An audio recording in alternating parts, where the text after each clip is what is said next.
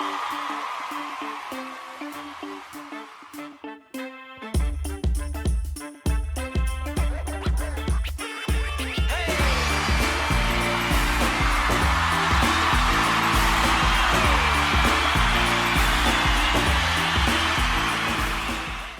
yes, you know what time it is. It is another Tuesday night, which means another episode for the Black and Gold brand. Things are zooming ahead to TakeOver 36. We got the Undisputed Era remnants continuing to duke it out. We got the final first round matchup of the NXT Breakout Tournament. And in our main event, true love perseveres, guys. It really does. It really does. But we gonna get into it all. My name is Jordan Moser, and this is your NXT recap and review.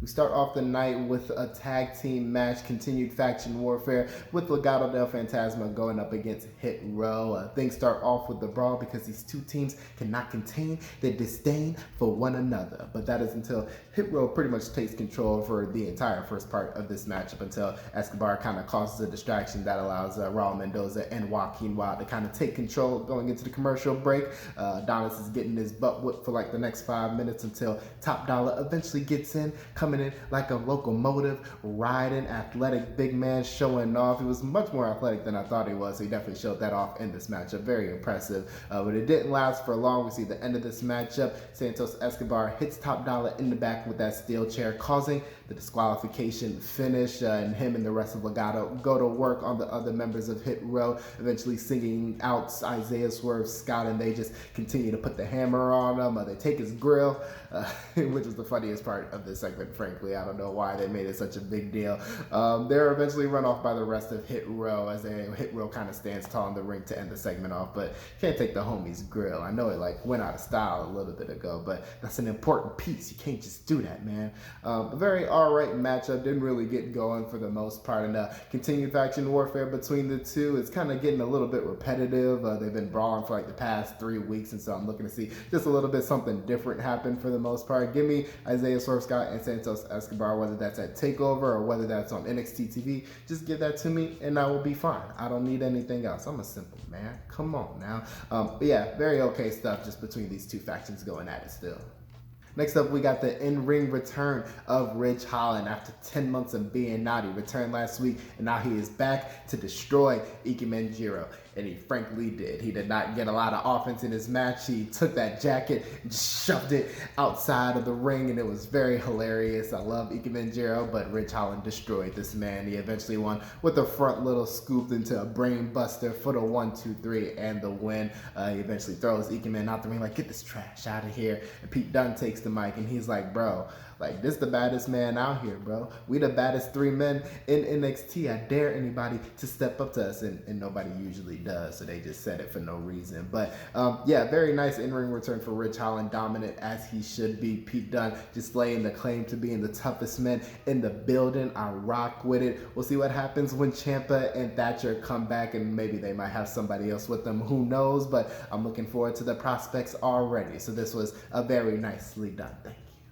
Next up, we got the grudge match. We got Roderick Strong with the Diamond Mine in his corner going up against Bobby Fish. And yes, this was as hard-hitting as I expected, even more so, actually. I didn't think these two would put on just a little mini banger that they had on NXT TV here. But yeah, this was extremely hard-hitting, back-and-forth battle. Bobby Fish looked better than I had seen him in a minute. I know he's only been back for a couple of weeks, but at 43, there's not a lot left that he might have in the tank. But he was giving it all out here. It was very kick-heavy, very just strike-heavy between these two, and I loved every second of it for the most part. We do see the end of the matchup come as Bobby Fish is going for a move. Diamond Mine does distract him on the apron, and that allows Roderick Strong to kind of take control after a failed roll-up by Fish.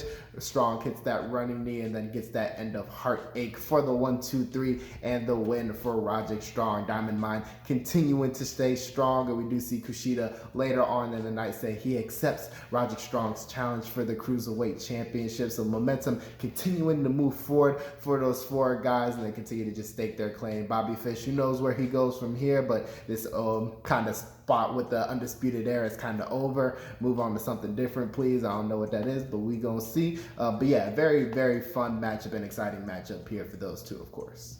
Next up, we have another tag team match. We got Cameron Grimes and the $1 Million champion LA Knight going up against the grizzled young veterans. Story of this matchup: will Cameron Grimes and LA Knight be able to coexist with each other? It seemed that way for about like 2 minutes. So we see Cameron Grimes, he's all about it. He's tagging in and out of the matchup like, yeah, partner, let's do it, let's win. And as Cameron Grimes starts to deteriorate, he was going for a tag, and LA Knight, sneaky boy, drops up off the apron. He's like, oh, you thought I thought I was fighting with you? You thought I was going in there? You're funny. And he goes ahead and leaves. This leaves Cameron Grimes to pretty much fend for himself, but he comes with a little bit of babyface fire. He takes off the jacket, he rips the cuffs off, and he's like, let's go for it. And he's taking on grizzled young veterans 2-on-1, but it is ultimately not enough. He is hit with that ticket to mayhem for the 1-2-3 and the win for the grizzled young veterans as they celebrate very happily and very smugly. Of course, we see Cameron Grimes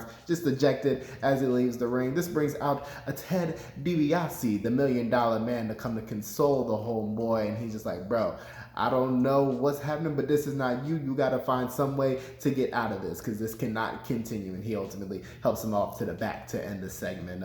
Very fun tag team match for what we got for the most part. Cameron Grimes just put on amazing performance, just showing that fire in the last about 2 minutes of the matchup, of course. But this is ultimately coming to a little crescendo with him and LA Knight. Hopefully at TakeOver they fight for that $1 Million championship once again, and hopefully Cameron Grimes gets his moment, of course, because yeah, I'm getting tired of the Butler thing. It's very lackluster in my opinion. I love what Cameron Grimes is doing. He's mad entertaining, but LA Knight, I'm just not feeling it. So please make Cameron Grimes the $1 Million champion. Let us have fun. Let him and DiBiase celebrate and hug and enjoy themselves, and let everything be merry, please. To the moon, straight to the moon, please.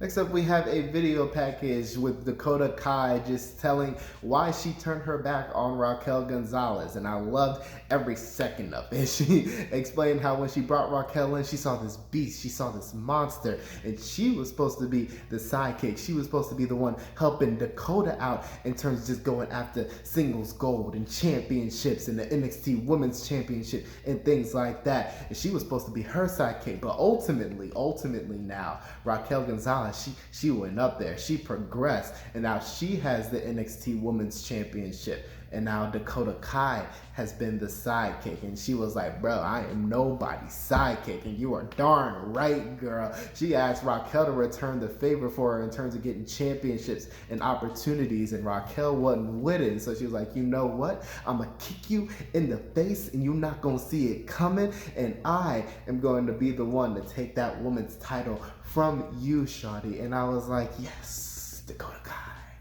thank you. She is a single star, most definitely. She does not deserve to be in the background in any capacity. She is a fighter, she is a worker, she is a talker, she is everything. Please give me this. I know she's not going to win that TakeOver, but I'm looking forward to the matchup that these two have. This is going to be mucho fun, and I can't wait. So I loved every second of this for sure. Next up, we got the final first round matchup of the NXT Breakout Tournament. We got Trey Baxter going up against Chainsaw Joe Gacy. Very fun matchup, but we see Joe Gacy very much so a big man using that strength and that size to his advantage. And it was very impressive, I'm not going to lie. I loved watching him work, the way he asserted himself. It was very fun to watch. But Trey Baxter is another cat. He is probably the quickest dude I've seen move in the ring in a very long time. Very much so the high flyer of NXT at this moment, and this is like his second match on the show. So this is already for Trey Baxter, this is his domain in terms of that realm. But a very fun match. We do see the end come as they're both battling on the top rope. Baxter shoves Gacy's head into the post. This knocks him down, and then Trey Baxter hits a very innovative 450 stomp and gets him with both feet in the chest for the 1-2-3 and the win. A very innovative move. I don't know if he was doing that on the indies. I didn't watch much of him when he was doing it in New Japan and things like that. But yeah, that was very fun. I enjoyed that a lot. I'm looking forward to see what Trey Baxter does, even if he doesn't win the tournament, which I don't believe he will. But seeing what he continues to do in NXT and just his stock rise, I feel like he is going to be a big freaking player. At 23, bro. He is is going to be massive. I'm looking forward to that. But yeah, very fun matchup. Gacy, definitely one of the best big men that we'll see coming into NXT here very soon. And Trey Baxter, he gonna be a star regardless. He said it for sure. Next little segment we have as NXT is coming back from commercial break. Karrion Kross, he interrupts, he gets on the announcer table. He's like, Joe, where you at, bud? Who provoked who? Where you at, bud? And we see Joe come out with his security and he's bad and he's mean. And then we see Karrion Kross just run off and he's gone and we never see him again. And I was like, how? And what was the point of that, frankly? We see Samoa Joe just beat up the rest of the security guards who were trying to hold him back, chokes one out just to end the segment off. But yeah, that was very weird. I know they want to squeeze the feud kind of into the show, but this was very not good. I'm not going to front with you. Karrion Kross looked like a punk just running off, and it didn't really do anything just in terms of continuing their feud at all, frankly. So yeah, there was no point in this being on the show. They could have just kept it off the show, but hey, what are you going to do? And last up in our main event, we got the lose her or leave her matchup. Johnny Gargano going up against Dexter Loomis. If Johnny wins, then Indy cannot see Dexter anymore. And if Dexter wins, then true love reigns supreme. We do see a very fun matchup, though. I can honestly say this was the best singles match I think Dexter Loomis has had in NXT. It was the perfect mix of just like weirdness, but also like in-ring ability, especially with a guy like Johnny Gargano. He can make magic out of most things. So this is definitely built up very well between these two. We do see Indy and Candice eventually make their way to ringside and everything like that to kind of add a little bit more tension and emotional stress to everything, of course.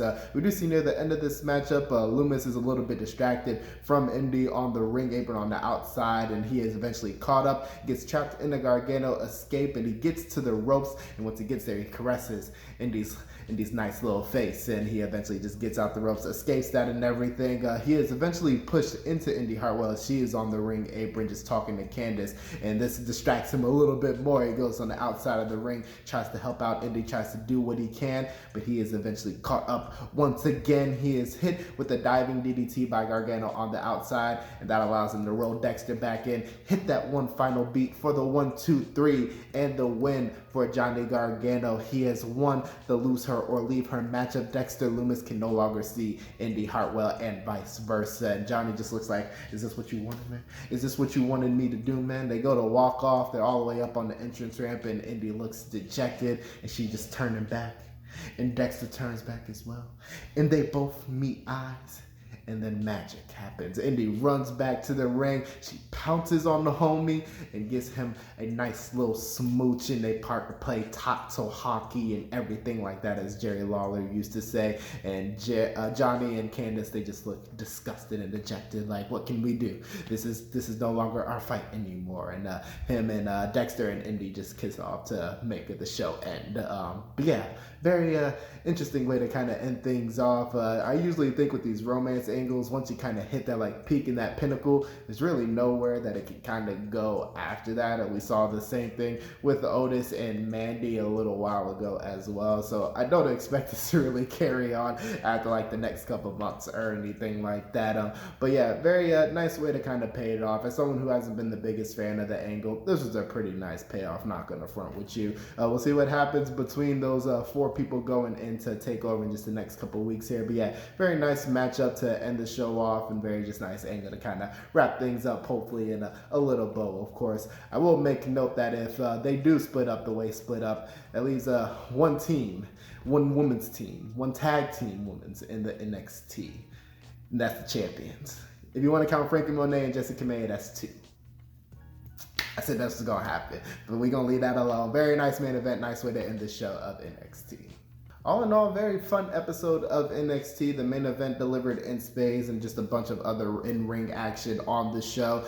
Even some angles just progressing forward. We see the video package for Dakota Kai getting her spotlight. I love it. Didn't really care for the Karrion Kross Samoa Joe stuff, but Karrion Kross, he's been lacking as of late anyway. So we'll see if he drops the title, because he seems main roster bound. I frankly don't know. But yeah, everything on this show for the most part delivered in spades. Just going ahead for TakeOver 36 here in a couple of weeks. Next week, we get what looks like a face-off between Kyle O'Reilly and Adam Cole. I am looking forward to it, and we'll see what kind of comes of that. It's going to be a loser-leaves NXT match, just so you know. I don't know that for sure, but that's just my guess, and we'll see what kind of happens off with that. But that's looking forward to next week. Pretty fun episode here, but I am out. Peace. Continue to take care of yourselves. Continue to love each other. Relax. Take time to breathe. Take time to breathe, y'all, and enjoy some wrestling. I'm out. Peace out, y'all.